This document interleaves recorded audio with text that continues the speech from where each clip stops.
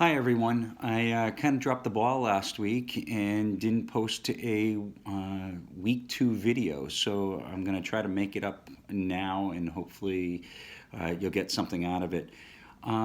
So during week 2, we talked about measuring crime data and the effectiveness of collecting data, using data in a variety of different ways.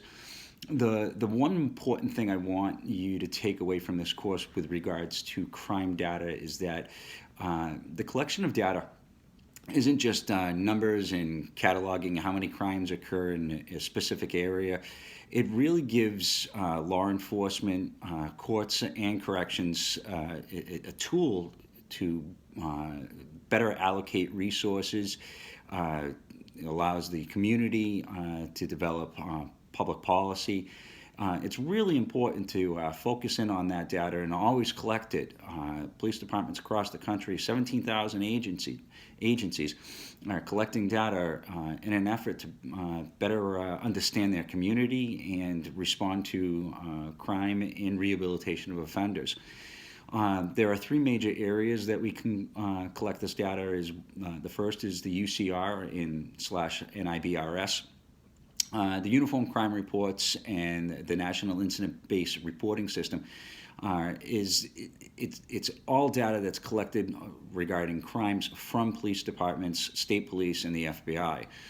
That is our main source. A secondary source is the NCVS, which is the National Crime Victimization Survey, and that essentially covers the types of crimes that might not be reported. I always use in my class the example of a student that may have walked out of class and found a dent in their car. Did they call the police department? Unlikely.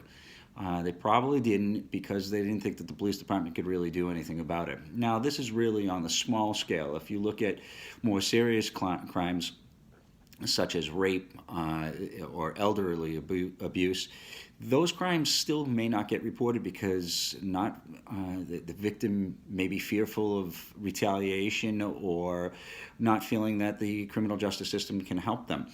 So when we collect those two sets of data, the actual crimes that are reported and the police know about, and the crimes that aren't reported, it helps us fill in the blank of that dark figure. There's a third way, and that's self-reporting. When I worked in corrections as the correctional classification chairman, we would often interview the inmates as part of the intake process and ask them, have you ever committed a crime? Have you been a victim of a crime?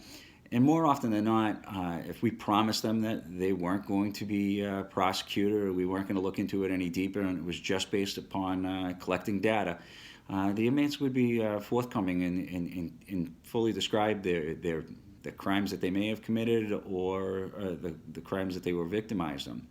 The problem with that is that there's still that ego-driven concept of an offender coming inside of a correctional facility may want to underscore the amount of crimes that they've committed simply because they don't want or don't trust the correctional staff that they would report it, or they're boasting about crimes that they didn't commit to make themselves look bigger and stronger. In a nutshell, that's really what I wanted you to take away from week 2, is to understand the three major sources of data collection and how useful that data collection is for law enforcement, corrections, and the court systems. I hope that that's what you walked away with. If you have any questions, as always, feel free to reach out to me. I hope you enjoyed week 2 and my lack of sending this video. I hope everything works out, and I look forward to working with you in week 3.